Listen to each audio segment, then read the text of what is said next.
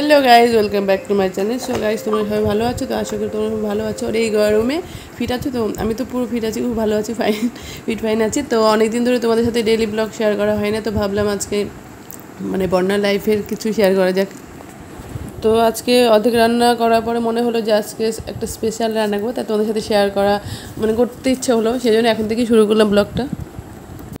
তো আজকে স্পেশাল রান্না বলতে আজকে আমি চিতল মাছের কালিয়া করব। তাও আমি ইউটিউব দেখে রান্নাটা করছি। তো প্রথমে আমি সব কিছু কেটে নিলাম, তো টমেটো, তো পেঁয়াজ, রসুন, আদা, কাঁচা লঙ্কা, তো দেখতে পাচ্ছ। তো আগে আমি জিরে, লঙ্কা, আদা সব পেস্ট করে নিয়েছি। এখন হচ্ছে টমেটো, পেঁয়াজগুলো দিয়ে দিলাম। আর তোমার দাদাভাই বলে যে ইউটিউব দেখে সুন্দর সুন্দর রান্না করবে। আর আজকাল ইউটিউবে কি না তুমি পাবে, সব কিছু পাবে, তুমি নাচ গান সব রান্না সব কিছু ইউটিউব থেকেই পাবে। তো চিতল মাছ রান্না করছি আমি এর আগে, আমি আমার মতো করে এভাবে করিনি। তো আজকে নতুন ট্রাই করলাম, আর নতুন একটা রেসিপি শিখলাম ইউটিউবে। আর এই গরমে রান্না যারা করে তারা তো বুঝে একমাত্র কী অবস্থা হয়। তো দেখো ওই মশলাটা পেস্ট হয়ে গেল। আর তোমার দাদাভাই খেতে খুব পছন্দ করে, ওর হচ্ছে ইচ্ছা আমি ইউটিউব দেখে সুন্দর সুন্দর রান্না প্রতিদিন দেখে ওর জন্য রান্না করি প্রতিদিন। আর আমারও ভালো লাগে, কিন্তু এত গরমে বুঝতেই পারছো তোমরা। তো চিতল মাছটা তো ভাবছি এত সুন্দর মাছ যখন একটু ভালোভাবে রান্না করলে ভালো হয়। আর তোমরাও শিখে নাও আমার সাথে সাথে। তো প্রথমে মাছটা ভেজে নিলাম, ভেজে নেওয়ার পর শুধু মাছের মধ্যে আজকে কিছু দেবো না, শুধু মশলা দিয়েই মাছটা করবো, যেহেতু মাছের কালিয়া উঠবো।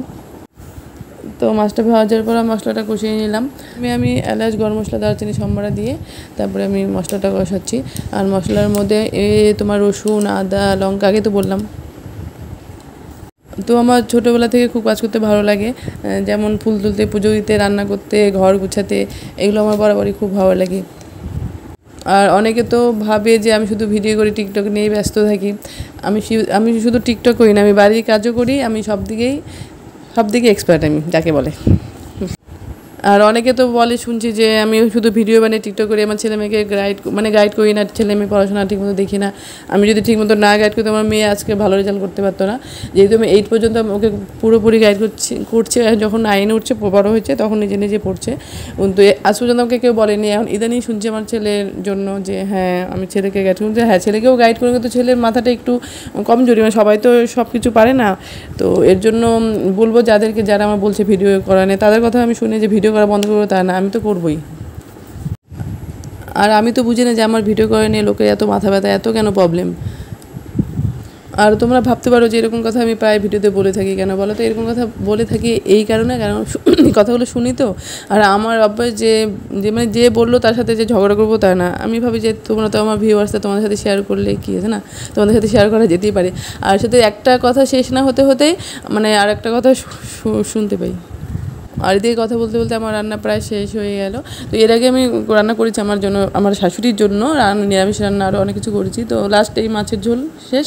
তো দেখো কালারটা কত সুন্দর এসেছে। আর তোমাদের সাথে আগের রেসিপিগুলো শেয়ার করতে পারলাম না, যেহেতু আমার মদের রান্না হওয়ার পরে মনে হয়েছে যে হ্যাঁ ভিডিও করলে ভালো হয়। আর কালারটা একটু সুন্দর হতো, যেহেতু আমার ছেলে ঝাল কম খায়, সেই জন্য একটু লঙ্কা কমই দিয়েছি। তো ভিডিওটা বড় করলাম না, এখানে শেষ করলাম। আর আমার ভিডিওটা কেমন লাগলো অবশ্যই কমেন্ট করে জানাবে। আর মাছের ঝোল খেয়ে বলবো কেমন টেস্ট হয়েছে। তো ততক্ষণ তুমি সুস্থ থাকো, ভালো থাকো। খুব তাড়াতাড়ি দেখাচ্ছে নেক্সট ব্লগে। টাটা।